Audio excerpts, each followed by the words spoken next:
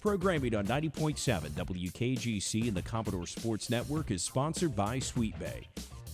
Sweet Bay is a bayfront village in Panama City that features parks, walking trails to the water, a future town center, and more. A community connected at the water's edge, Sweet Bay. More information about Sweet Bay online at sweetbayfl.com or 844-35-SWEET. This is Coach's Corner. Welcome, Commodore fan, to Coach's Corner, a production of Gulf Coast State College and a digital media program here. I want to thank the folks at Sweet Bay for underwriting Coach's Corner. Today, Coach Phil Gaffney and I talk about Commodores. Played 2 conference games last week. Got 2 conference games coming up this week. So Commodores right now 5-2 overall, 2-2 in the Panhandle Conference, ranked 3rd in the state coaches poll, ranked 12th in the NJCA national poll. So if you've been following us, we split last week, Coach. We did, and we felt really good about our win at Northwest Florida. You know, they have fans, and it was extremely loud, contentious crowd. They pumped it up on Twitter, big game of the year, you know, defending state champ coming into play. So they had a, great crowd, and we gutted out a win there. We were up actually, I think, almost 20 points. And then, man, we came crashing back down going to Pensacola, who came in, beat us, a really tight game at the end. They did a good job and beat us. So unfortunately, it's the way the life is in the Panhandle. You're just trying to do your best, try to win half of them on the road, win all your home games, and you can win a championship. But win on the road is no joke in this conference. So in this case, we'll back up and talk about Northwest Florida. Commodores play well in that gym. Some teams have it with, it's an arena setting. The goals are freestanding, and sometimes, and there's bleachers and seating behind the goals. So sometimes the team really doesn't shoot well in that environment, but the Commodores seem to do well there. We're 8-0 in our last 8 games there this year and last year. And I think we've beaten 4 nationally ranked teams. So we love playing there. We think it's outstanding. It's where the state tournament's held, so you want to play well there. So we feel we kind of got an advantage when we do go to the state tournament, having played so many times on there, because the state tournament was there last year and played the 3 games, and we also had another tournament we went to. So it's pretty amazing. And you're right, it's hard. The goals they're not like everybody. They're not fixed in the walls right there. It's an arena style, and it's very much different. It's a huge home court advantage. And for whatever reason, our kids love playing there. I love coaching there. I just love that facility. It's outstanding. And we got up to a very big lead, and then the last 5 minutes we tired out, and they pressed us a little bit, and we turned it over, and of course they fouled. We missed our free throws, but overall I thought it was a very good effort to go out there. At least for 35 minutes we played great. So in that case, at the end of the half it was 39-30 Commodores, and then they outscored us in the second half 39-37, so that shows where they come back. And like you said, the Commodores were cruising there for a while. And if we look at the game, some of the numbers in here, the Commodores turned it over 19 times. They turned it over 19 times. But if we look at scoring, Cook with 11, Mayo with 13, Pierre-Louis with 22, a big night for him. And Marzette with a double-double, had 12 points, 10 boards. Yeah, it was great because very balanced scoring. Those are the big 4 guys who've come back from last year, 4 of the 5 sophomores, and it's their turn to step up, just like Cam and Mo and Jacoby and KK did last year. This is their chance, and they're taking full advantage of it. So they're playing well. From the free throw line, 60.9%. One day that'll bite us, but that night it didn't. 43.5 from behind the arc. Outstanding. 43.3 from the floor, so shooting goals had no effect. No, we actually shot tremendous, and that's Jamie is just a tremendous shooter, and he and Kalen have started off the year. Kalen's just been out of his mind. So those 2 together have shot exceptionally well this year from the 3. So we've been blessed that those 2. And then once we get Trayvon and Tank, Devontae Cook going, I think then we'll be really, really tough against zone and all any type of defense where they pack it in, they let you shoot from the outside. So and it's interesting. They only shot 17.4% from behind the arc. And that's a building they shoot in all the time. Yeah, and they're a team of jump shooters. They love the mid-range jump shot, and they love the 3. And I don't know if that was our defense or they had a bad day or maybe a combo of both or a combo of running up and down and getting tired. But they didn't shoot as well as they did, and I'll give the credit to our D. I thought we really did a good job of running their three-point shooters off the line, making them drivers, making them put the ball on the floor, and maybe that's not what they wanted to do as many times as they could have. So in that case, big win on the road. Anytime you can go to Northwest and pick up a win, that's a big win. And then we played Tuesday, 1 day off, and then we went to Pensacola State College and played against a team. If you'd have looked at the records and the numbers and the stats, everything, Commodores should have won. Did the players look at that, and did that have an effect on the game, any at all? Or I don't think it did, because we had a massively winning record last year against Northwest Florida, Tallahassee, and Chipola. The one team we didn't have winning record against, Pensacola. And then also we play Saturday, we play Tuesday, we play Thursday. This is a new, we're used to Wednesday, Saturday. Tuesday, Thursday, Saturday, that's a lot of games. There's not a lot of practice time. There's no prep time. I mean, how are you going to prepare for Pensacola, which plays diametrically opposed to Northwest Florida? One's playing zone, one's playing man, just two totally different teams. So to get ready is difficult, and that's not an excuse. It's just a fact that we all have to deal with. So everybody has to deal with it. I think the other thing that's a little bit of an issue with the schedule, unfortunately for us, everybody has a bye. So, Pensacola has the week to prepare for us. They have the time off to prepare for us. We got to play almost back-to-back, and so we have no time to prepare for them.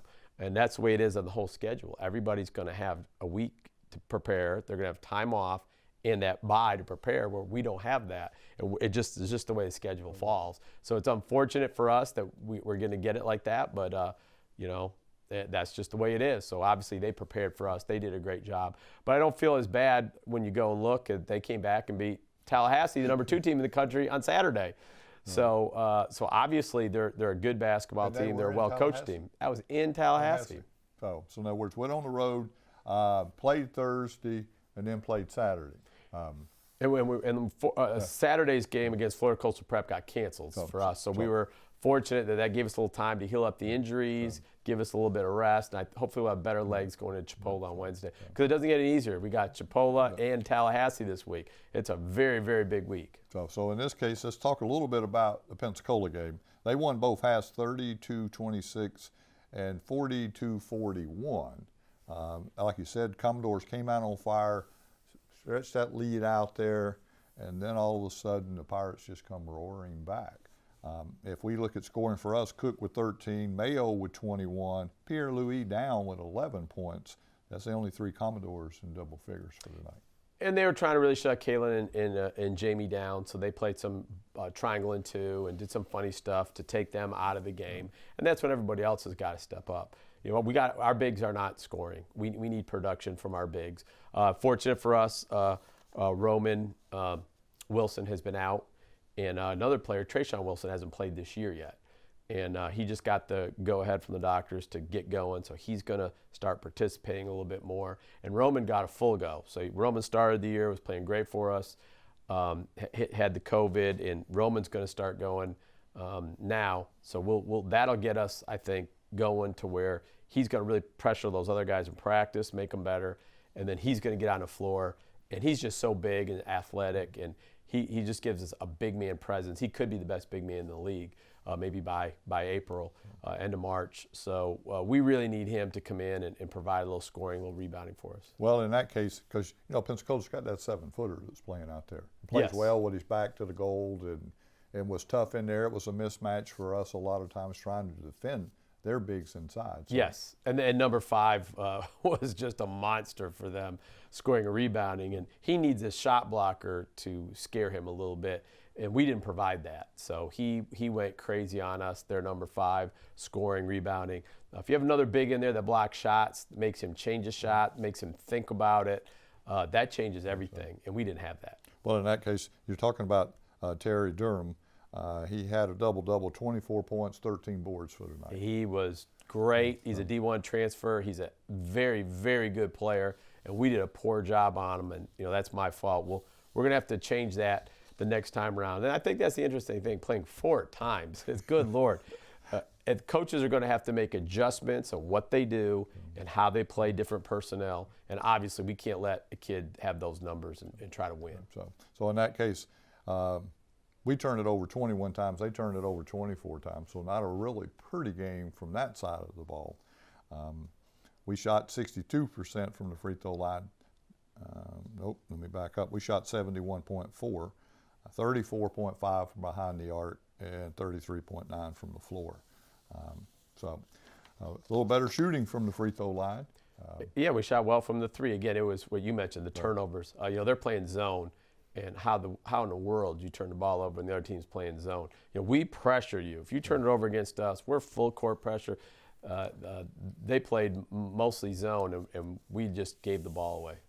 So if we look quickly at the conference standings, Tallahassee Community College 3-1 in the conference, Gulf Coast State College 2-2, Chipola 2-2, Pensacola State 2-2, and Northwest Florida 1-3 right now in the panel conference. If we run down the state coaches poll, Tallahassee 1, Florida Southwestern 2, Gulf Coast 3, Indian River 4, Chipola 5, Eastern Florida 6, Polk State 7, State College of Florida 8th, Northwest Florida State College 9th, and Pensacola State College 10th. With that big win at Tallahassee, put them back into that state coaches poll. The new poll for the national poll will come out later, and so this is last week's. Tallahassee was 2, Gulf Coast State College 12th, and Florida Southwestern is 15th in the country. Now, we go to Chipola, big-time rivalry. It's been that way forever since these two schools have been playing ball. They're 7-3 overall, 2-2 in the panel conference, ranked 5th in the state coaches poll and receiving votes in the NJCAA national poll. Other than just a slugfest, what do you think, Coach? Well, Coach Tyndall does a great job. They're gonna have their zone press. They're gonna have their zone offense. They do a great job. They shut us down last time. We were fortunate that we won that game at home. Got to play way better. Hopefully, we'll be better, and got to be prepared for that team. Very, very good team. It's tough. Losing that game to Pensacola. If we had won 3-1, we're in first place. We'd feel pretty good about ourselves. And right now, 2-2, we don't. We just feel awful about ourselves. So sometimes that's good, because that can be the impetus for change and make you get a little bit better. So I think our guys are ready to get out. 2 super tough games, super tough road games. Maybe the 2 toughest road games in the conference, at Chipola and at Tallahassee. So our work will be cut out for us. We just don't want to get one of these. We want to get both of these. And we feel like we can maybe get both of these. And you get both of these, and now you're going to be back to feeling great again. Then we got 4 straight home games. So Chipola game, the men will play at 7:30. The Saturday game, the men will play at 5 Eastern, 4 Central Time. So it's a little earlier start for Commodore fans. It's going to come out. And are they allowing fans in? Do we know? Chipola's just their appreciation. Yes, and then Tallahassee is not. Tallahassee is like, we're the only other team, we're the only 2 teams that are not allowing any fans. So we have the biggest competitive disadvantage, but I think we're doing things the smart way. So we're doing it the smart way. You can tune in for both of those games on WKGC 90.7 FM and HD. And for Coach Phil Gaffney, I'm James Spaxley. We'll be back in just a second with Coach Cayla Petree to talk about how the Lady Doors did in the panel conference. Programming on 90.7 WKGC and the Commodore Sports Network is sponsored by Sweet Bay. Sweet Bay is a bayfront village in Panama City that features parks, walking trails to the water, a future town center, and more. A community connected at the water's edge, Sweet Bay.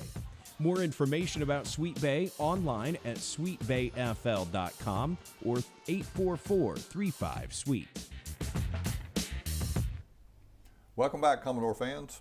Coach Cayla Petree and I will talk about Lady Doors and how they did. Played 2 conference games last week, got 2 big conference games, and I really shouldn't say big conference games because every game we play in the conference is big. So, Lady Commodores 4-2 overall, 2-2 in the panel conference, ranked 4th in the state coaches poll, ranked 9th in the NJCAA national poll. So, as you look at the numbers, you can tell we split last week, if you're following us, and we went and played, at the time, the number 2 ranked team in the country. And I'll assume when the poll comes out the next day or so, they'll be the number 1 ranked team in the country, because I think Trinity Valley lost, and Northwest Florida just continues to win. So with that, we came up short, 82-49. It was 19-8, 23-20, 22-14, 18-17, and against a very, very good team. And before we talk about this a little bit, Coach, they played Tallahassee women and won 88-26. So. Northwest Florida is the best junior college team that I've seen in a long time. They're extremely, extremely athletic. They have a balance of inside out and just a lot of depth. But they're a very good team, and we've got to come out with a lot better start, because once you dig yourself in a hole against teams like that, you give yourself no chance. So in the second quarter, we made a run at it. It was 23-20, but like you said, it was 19-8 at the end of first quarter. And playing in the arena, Coach Gaffney and I talked about that arena setting, you know, seats all the way around it, freestanding goals. And if you look at shooting numbers, it appeared, though, that had a big impact on that. Kind of an excuse a little bit, but I do see what you're saying.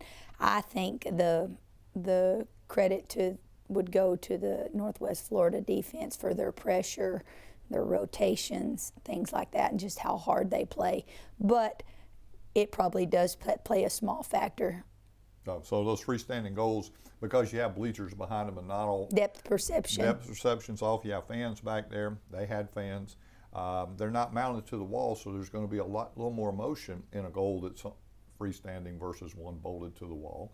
Yes, sir. So in that case, and the reason I'm pointing that out, we were 2 of 19 from behind the arc for 10.5% from the floor. And Lady Commodores usually shoot the ball pretty well from behind the arc. The defensive pressure could have had a little bit. They had to move or they had to do something, couldn't set, had to pull it quicker. But, you know, that was usually an indicator. Phil Gaffney's team's a little different, because used to nobody looked forward to going to Northwest Florida to play. Just a tough place to play. If we look at that, the only Lady Commodore in double figures was Daniel with 12, normally averaging 25. So all the Lady Commodores were well below their average. And like you talked about, the defensive pressure, Northwest Florida can turn it up and play some serious defense. They have tremendous pressure and just a lot of energy and a lot of length. So we turned it over 20 times. They turned it over 15 times. So they did turn it over some. So there are some things to look at in there that do that. But outside of that, it was just a tough game. Tough night, but the good thing is it was over with. When it was over, we came back, we watched film.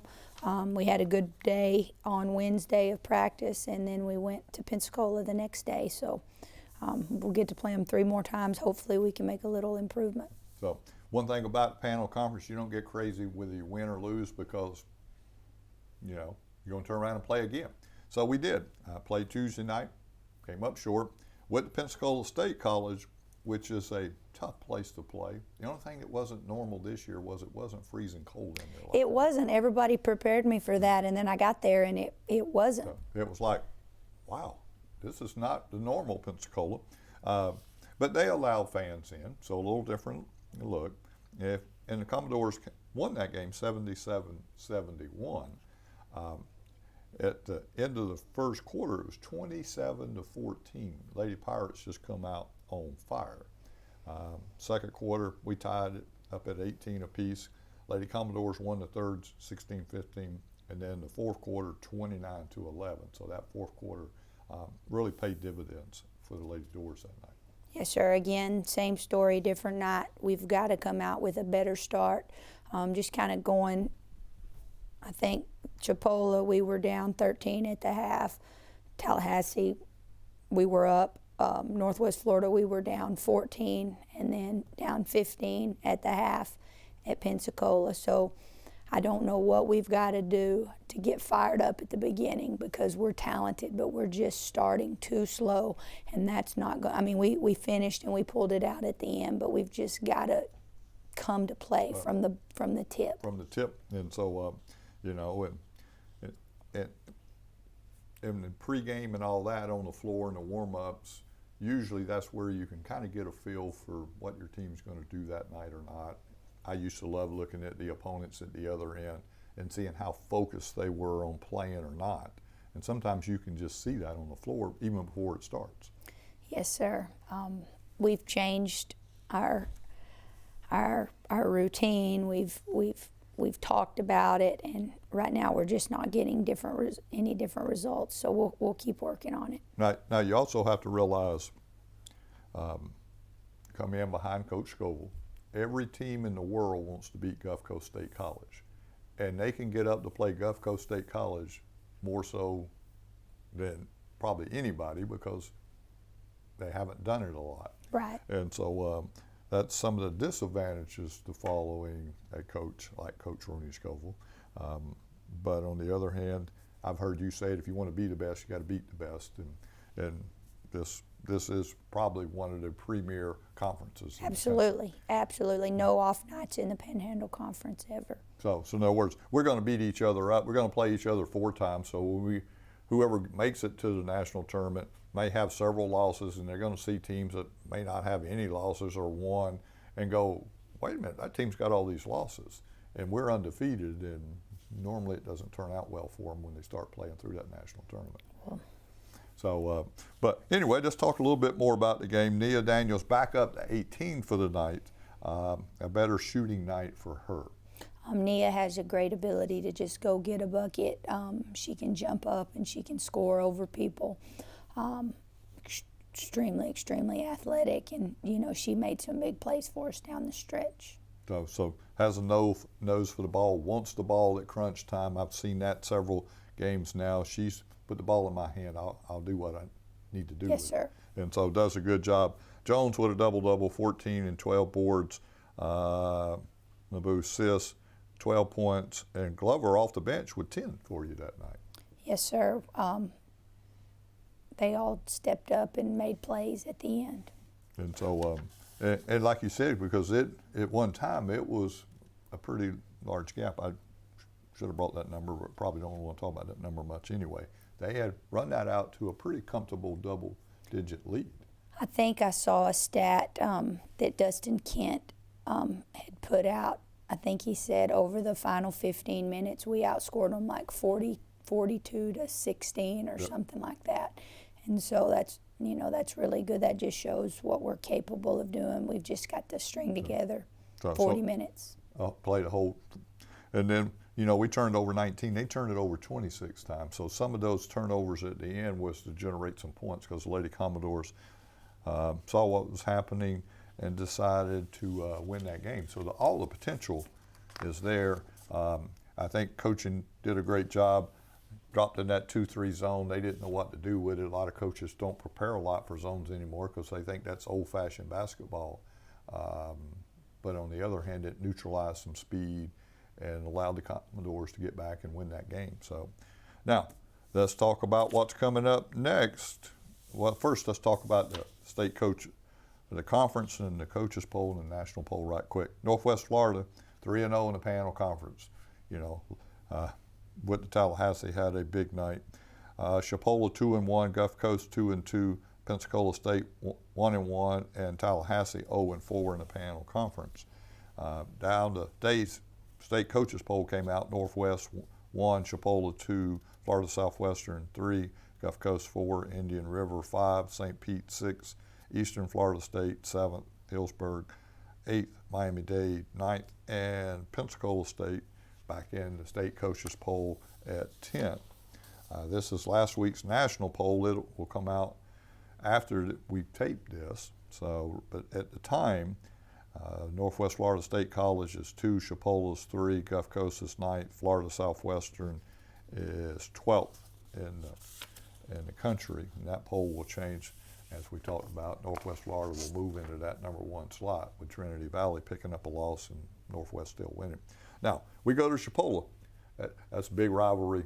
It's been a rivalry since these two schools have had. They've stole mascots, they've done everything, and it's just been a rivalry. It's a fun rivalry. We love to go up there and play.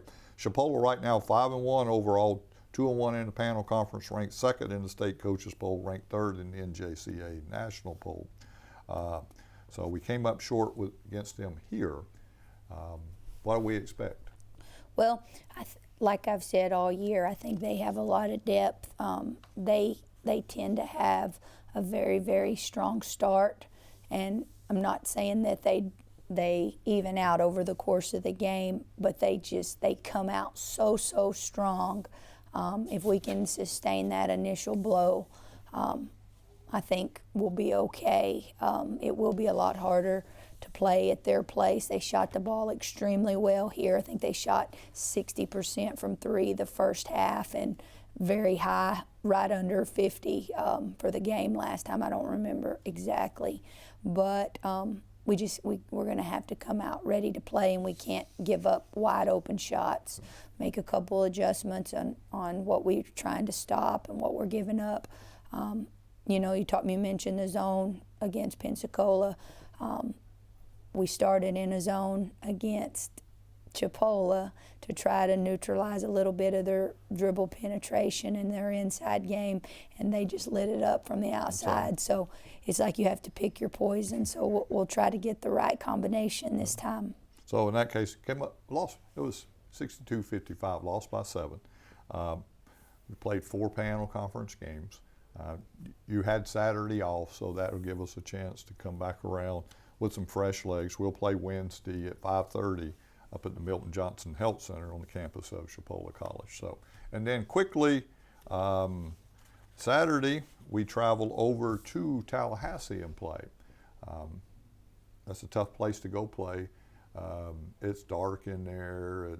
The floor sweats at one end, so it does some crazy things. But the Lady Commodores will play at 2 p.m. Central Time on Saturday, correct? Yes, sir. And then there's a team right now that hasn't won a conference game, but I think they have 3 really good pieces. Those 2 little guards, I can't pronounce their name, forgive me. Anna and Polina. We don't try to do their last name. Yes, sir. But they are good little players. They're explosive. They can score, and their post player has put up big numbers for the most part. But they just, the panhandle stuff, so they haven't been able to get a win. But a lot of respect for what Coach does down there and their program. So even though we came out on top here, we're not expecting to go down there and run away with it in any way. So we'll be expecting a fight. And every panel conference game's that way. So both the games, all the games will be covered on WKGC 90.7 FM and HD. For Coach Cayla Petree, I'm James Baxley. Thanks for watching, Commodore fans, and we'll see you next time on the Commodore Sports Network. This has been Coach's Corner with your host, James Baxley.